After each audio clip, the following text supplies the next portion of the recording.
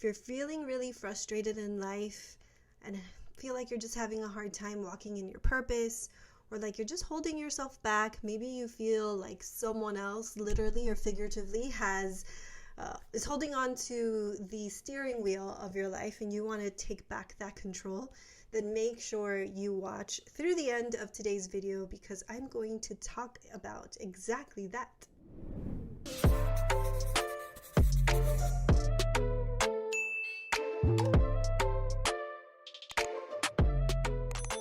My name is Melly Rentas, and I have been helping people take control of their thoughts so they can take control of their life for over 12 years now.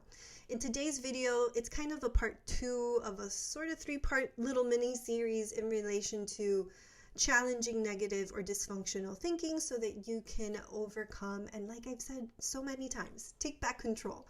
In order to create realistic, rational, logical, truth-based thoughts, you need to know the truth, and obviously that's why I look at all of this from a biblical perspective. In order to circle back to part 1, a great way to challenge dysfunctional thinking is with Socratic questions. These questions will challenge you and get you to consider other things. It helps you sort of think outside of your personal box and look at things more logically. So we're going to do a practice example from my own personal experience with driving anxiety. I actually had a pretty severe, almost phobia, I would say, of driving when I was in my 20s. I would get very anxious, have lots of irrational thoughts, physical symptoms, all the things, avoidance, you can imagine. I would try not to drive. I depended on other people. Anyway, so that's why I'm using this as an example, just from personal experience. And I also do know that there are a lot of people out there who experience the same thing. So it's always comforting to know that you're not alone in this. And there are many people that struggle, even people in the profession of helping others work on their thinking and on their fears. Thankfully, now I'm on the other side of that, and I'm going to share with you how I got to the other side of that. Just sort of one part today. So a common irrational thought that a lot of us with driving anxiety may have is, I'm going to crash and die if I go out and drive right now. So you can see how this thought can create a lot of fear and worry and lead to avoidance, maybe rituals for some people in order to feel safe.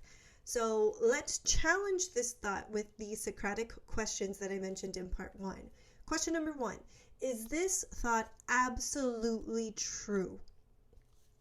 Well, by absolutely true, you would actually have to know for sure that this was going to happen. And well, since I'm not God, I'm not omniscient, I don't have that power to know exactly what's going to happen absolutely, I can't say that it's absolutely true. It may happen, but it also may not happen. Question number 2, what support do I have for this thought? Well, I did a little research, and this is the kind of stuff that can be very helpful, especially for, again, coming up with these logical, reasonable alternatives. Look up the statistics and see. I live in a pretty big city. I live in Miami, Florida, and so I looked up the number of fatal car crashes in my city, and then I looked up the population to come up with a probability of how likely would someone die in a car crash. So it says that there are 285 fatal accidents every year in the actual city itself of Miami. So that doesn't include areas outside of the city, which would be, if you're from this area, like Hialeah or like Sweetwater, Pinecrest, the Redlands, Homestead. That's not Miami, according to the map and according to the data that I'm using for this.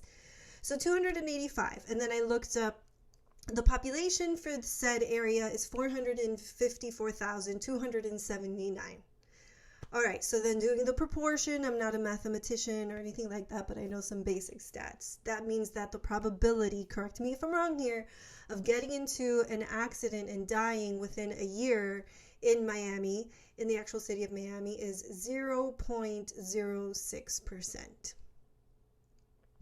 Well, that's a very interesting thing to know and be aware of. The probability of that happening is actually very low. It's below 1%. All right, so question number 3, what else can be true? Well, a lot of other things can be true. I can get into a fender bender and not really get hurt. Someone can bump me and it doesn't even scratch the car, or maybe it scratches the car, or they might bump me and nothing happens to the car, nothing happens to me. What else can happen? I can end up in a bad car accident and go to the hospital, but like not die. I mean, we can go on from there, obviously. But another reasonable reality is you drive and you don't get into a deadly accident or even an accident at all. So that's a good answer for number 3. Number 4, what are the consequences of this thought? Well, there's a lot of consequences. For me, back in the day, it was avoidance of driving. I depended a lot on family and friends for rides, and personally, I felt very frustrated and kind of annoyed with myself, and so had to really be intentional about working through that, and I'll share more about that in a later video. For others, it might be that, and also things like rituals, just things that you do to somehow make you feel safe. And maybe you even feel self-conscious about it. Never mind the aspect of, if you have kids, if they are learning from you and watching you, is this something that you really want to teach them? That's something to explore. Like, is this fear something that you want to perpetuate for the generations to come? Something to think about. Question number 5 is, how does this thought fit with what you're learning about fear and about thinking and about really healing, and taking control of your thoughts? Well, just from these 4 other questions, I can see that it's pretty unlikely that I would get into a fatal car accident, and it's also pretty unlikely that I would get hurt. And just looking at it just really helps open up my mind and helps me see, again, sort of outside the box and the confines of my own irrational thinking.